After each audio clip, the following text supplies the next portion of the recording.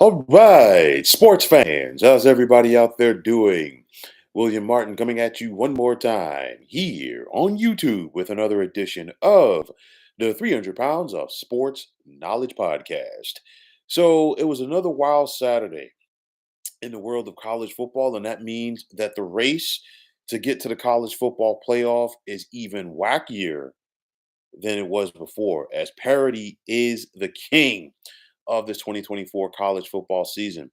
One less undefeated team that's still in the hunt right now to finish the season undefeated, as we saw Miami lose yesterday to Georgia Tech. So when it comes down to the undefeated teams that are still in college football, we've got the Army Black Knights, we've got the BYU Cougars, and we have the Oregon Ducks and the Indiana Hoosiers. That's it.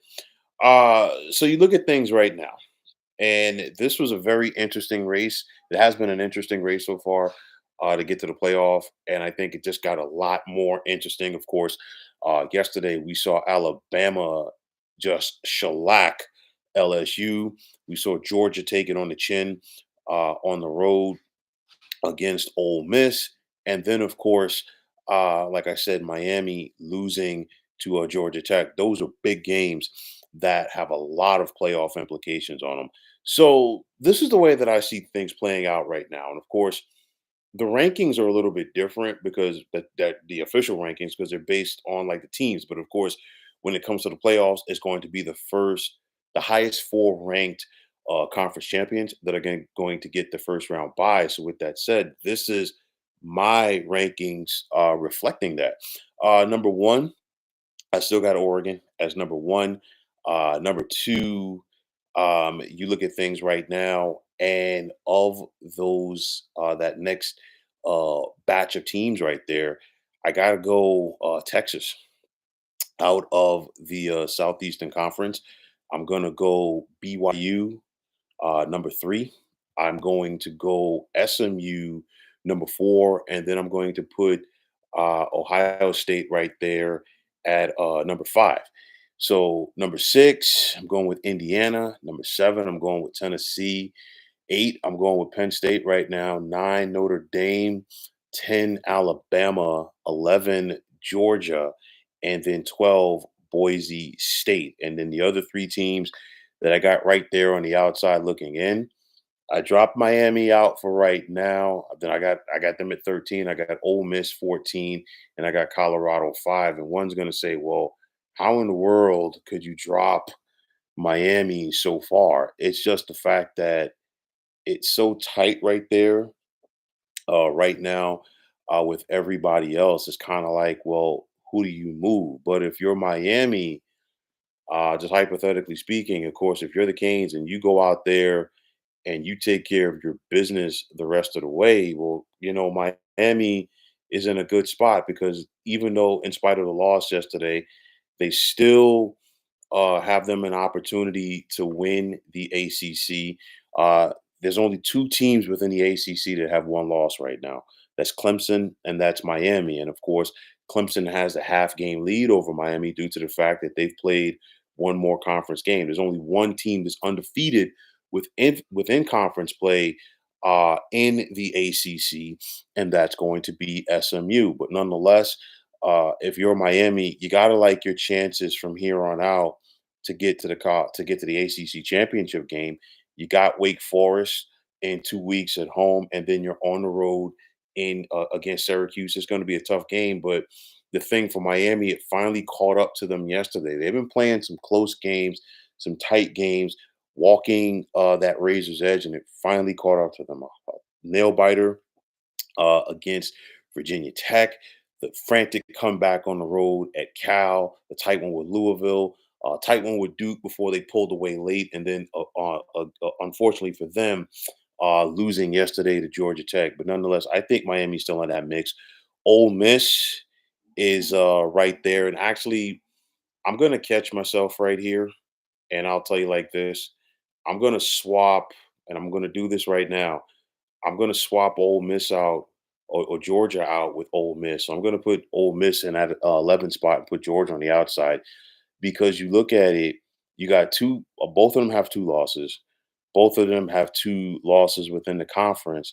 So how could I sit up here and say, well, let's put Georgia ahead of Ole Miss when Ole Miss just beat Georgia and they beat them pretty handily as well. So my three outside teams right now, I'm going to go with Miami. I'm going to go with Georgia, and then I'm going to go with Colorado, who is really closing fast as they have an opportunity still in front of them to win the Big 12. Because you look at the Big 12 standings right now, and Colorado's right there. You got BYU, they're undefeated.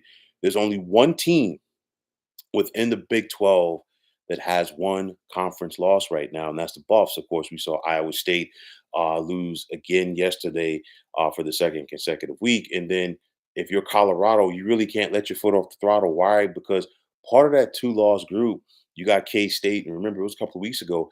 K State went to Boulder and knocked off the Buffaloes. So you look at some games this coming Saturday and this coming weekend that are definitely going to impact the race. I think Texas should be on upset alert against Arkansas. So I still think that Texas will go out there and handle their business. Boise State traveling to San Jose State. And I think the Spartans are going to give the Broncos everything that they want and then some. You just look at what the Nevada Wolfpack did to Boise on the Smurf turf yesterday. They really put a scare into the Broncos. And I think they should be on alert against San Jose State. Oregon going to Camp Randall to take on Wisconsin. Camp Randall is never an easy place for opponents. However, we did see Alabama and Penn State go there and take care of their business so far this season. And then there's Tennessee and Georgia. And a lot of people said, well, this past weekend, hey, Alabama LSU was a de facto play out game. And of course, we saw what happened to LSU. I think that could be the case for this one right here. I think more Georgia than Tennessee because Tennessee is a part of that one loss team, that batch. But then if you're Tennessee and you lose the game to Georgia, now you've got two conference losses. Georgia's got two conference losses, as does Ole Miss.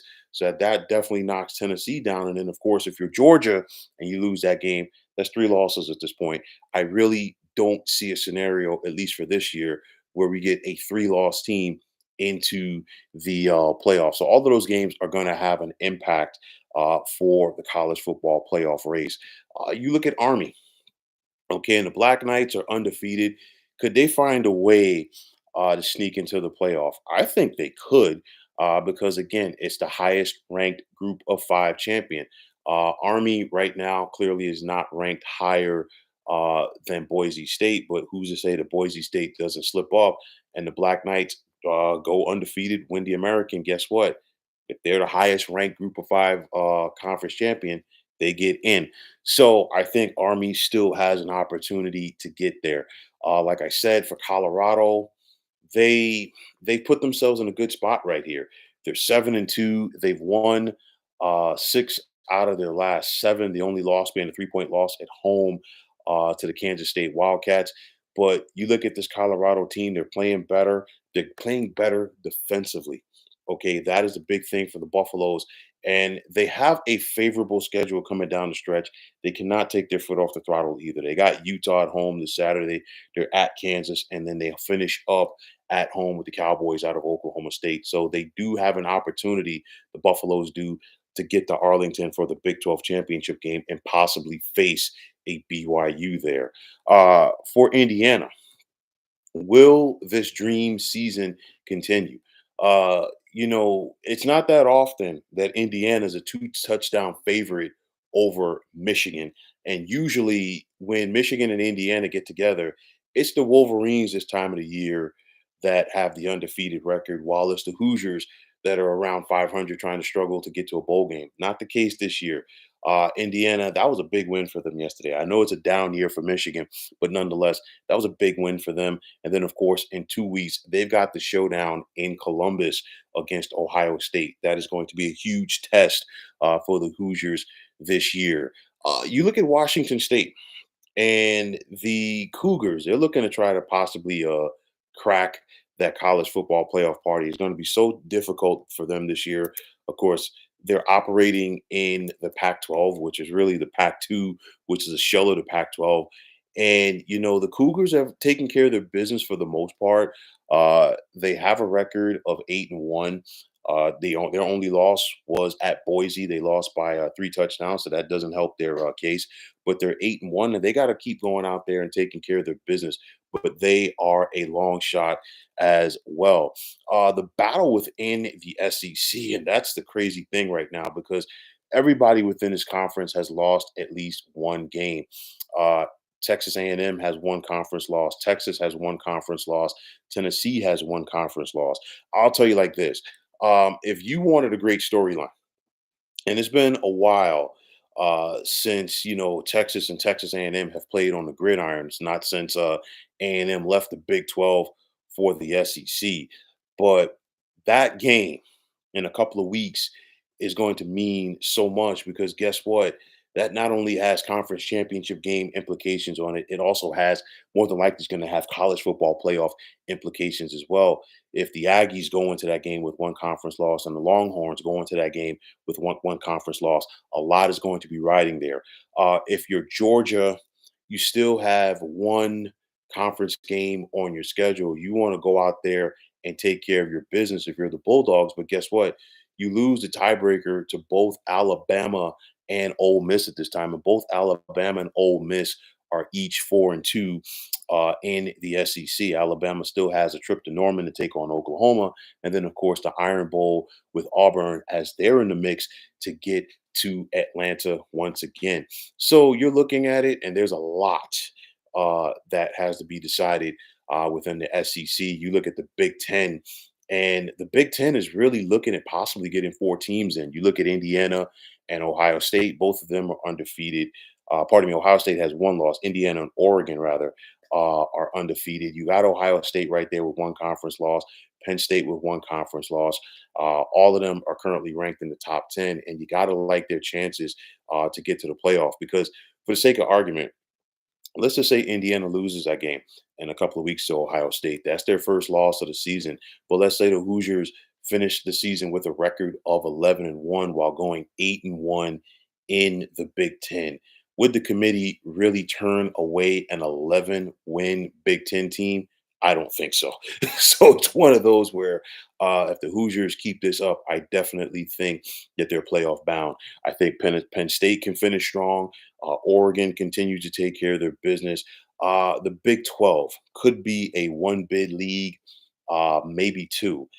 It's one of those where what happens if Colorado gets to the Big 12 championship game and they face an undefeated BYU and Colorado knocks off BYU? Would the committee say no to BYU? We've got to wait and see. Just throwing these scenarios out there. You look at the ACC. I think Miami is still in a good spot to rebound. Clemson, they're still in the mix. I know they're 7-2 overall. They're 6-1 within the ACC, and they have an opportunity still ahead of them to get to the conference championship game and win it. So there's a lot of different possibilities out there, still a lot of different scenarios. And then, of course, like it has been all season long, you simply just have to throw the rule book out of the window, especially with so many rivalry games coming up, because we know when rivalry games are here, you simply throw the rule book out of the window. So I think it's all about the separation. It's going to continue on a Saturday by Saturday basis. And of course, the intensity has just ratcheted up to another level here in the month of November. But nonetheless, the separation is continued. LSU is basically done at this point, and we could have a de facto play out game once again this Saturday when Tennessee travels to Athens to take on Georgia. But nonetheless, that is the name of the game. Who's going to be the 12 teams that are ranked for the playoff of this coming week? We got to wait and see. But nonetheless, the battle is still on for the on the gridiron, and let's see who has what it takes to get to the college football playoff. But folks, that is going to wrap it up. And as always, I want to take this time out to thank all of you for tuning into the 300 Pounds of Sports Knowledge podcast here on YouTube. I want to take this time out to thank all of you fine folks out there for tuning in. And if you have not already, please feel free to subscribe to this channel. Now, if you're on the X, formerly known as Twitter, please feel free to follow me at 300 Pounds of Sports. And like I always say, if you follow me, it will be my pleasure to follow you right back. There's also the sports discussion group on Facebook at the Sports Depot 365. Now you can check it out. Drop a line and be a part of one of the better sports debating sites going on social media. So, once again, fine folks, my name is William Martin, and I am signing off. And I'm saying take care and have yourselves a wonderful day.